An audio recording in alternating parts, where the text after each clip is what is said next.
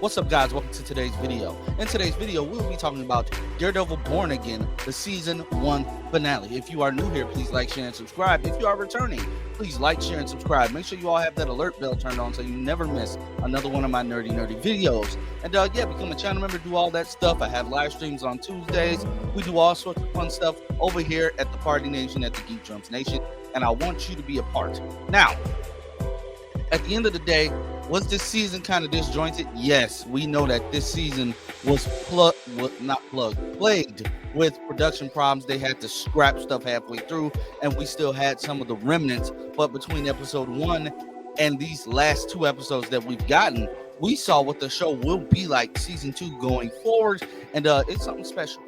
Guys, they did not win the day. I understand some of you may have wanted them to win the day, but they're doing long-form storytelling.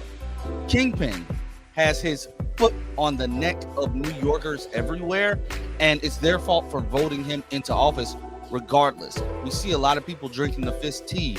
Daniel, Buck, Sheila is scared for her life, but don't get me started on her. You got Commissioner Gallo killed. Like, I can't stand you, like, at all. Like, I don't like you. Like, I'm sorry to come after the black woman, but like, BB has more integrity than you, and she was threatened by Daniel. Like, the elite were threatened, and well, I mean, they got locked up. Sheila, you could have just been locked up. He probably wouldn't have killed you, Sheila. But I'm jumping way ahead of myself. Guys, we see that Matt does indeed wake up in the hospital, and the first name he says when he wakes up is Karen. But Heather and Kristen are there by their side. Kristen's like, it's just got to be the meds. Nah, it ain't the meds. It's not the meds. Heather, I don't think you and Matt's relationship was long for this world. Regardless, you're kind of annoying, and that's just me personally. I think Heather is an annoying character. That's all I can say. I think she is a very, very annoying character. But at the end of the day, she's gonna be around because Fisk made her the commissioner of mental health. A lot of my friends seem to think that she's just biding her time to see if what Matt is saying is true. But I feel as if she knows deep down that Kingpin is not a good guy. You don't just hear all these horror stories about what he did in his past life and just think, oh, all of a sudden he's good again. I mean, think about it. So henchman, Buck, knows where Matt lives and just shows up to talk to you. Like that's weird. It was so many moving parts to this episode, and honestly, if I were to rate this episode, I would give this episode a 7.5 out of 10. I give the season that as a whole as well, but this finale episode was great. The biggest and best parts of this episode was seeing Frank Castle got so much screen time, so many things to do in this episode. It was amazing.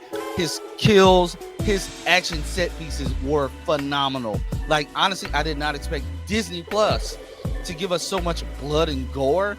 And I talked about this last night on Eric's stream. I think they tested the waters with Daredevil Born Again. I mean, with Deadpool. I'm sorry. They tested the waters with Deadpool, and they see that it could work out. They see that they could work it out, and it would pay off, and people would love it.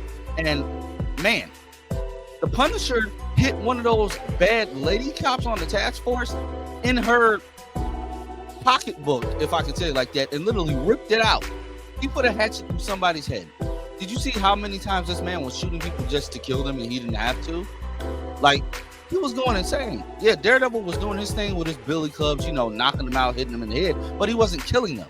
Frank was going for blood. Frank was taking bullets and going for blood.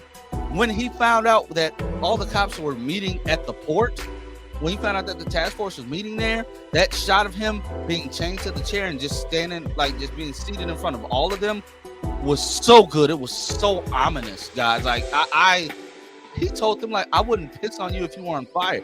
He said, you all are crazy. Like, you think I inspire you? You think I'm an inspiration? That entire speech was mwah. And seeing that Karen is the one who called Frank to help Daredevil in the first place.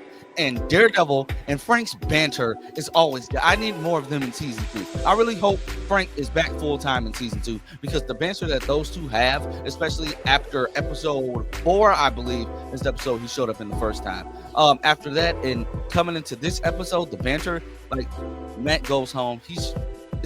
Frank's just in his kitchen talking about some, you don't even got a decent cup of coffee. Like they're flipping each other off, saying "F you." Like it feels like two brothers just, seeing each other after a couple of months. It just works. The stuff from the original show works, and I think that's one of the biggest problems. We don't care about Kirsten. We don't care about Heather. We don't care about Cherry. We care about the original moving pieces because a lot of the new character stuff got hit. Well, it hit the chopping block when the show got reorganized. Like BB, I can't wait to see what they do with her. I wish we could have seen more of Commissioner Gallo, but well, Fisk squished his head to death. Still got that MCU strength. I think that beats the door scenes. Like he popped his head in front of all those cops just as a power move. Plus he wanted to kill dude anyway, but he did it in front of his task force just as a power move. And speaking of task force, what is he going to do now that half of them are dead? And it's like no way to identify the bodies because they threw a grenade in there with all those dead bodies. Like seriously. Guys, this episode was insane. And by the end of the episode, Matt says that they need an army. Fisk has implemented martial law and an 8 p.m. curfew. This man is nuts. He wanted the blackout. He wanted the blackout to ensue chaos and panic. He got what he did, what he wanted to do, even though everybody basically disagreed with that. He has the council locked up in chains. He has the swordsman and his wife locked up and chained in that little basement area. He's insane. And Vanessa is all here for it because I think Vanessa doesn't love Fisk. She loves the Kingpin. She loves the power, if you get what I'm trying to say. Insane. But are the Defenders coming next season? Is the Hand coming next season? We know that Matt is wearing the Devil's Reign costume next season. And we see set photos of him working with Bullseye as well. So is Daredevil going to bring the Hand, or is he going to reassemble the Defenders? Will we see Spider-Man? I know we won't see Spider-Man.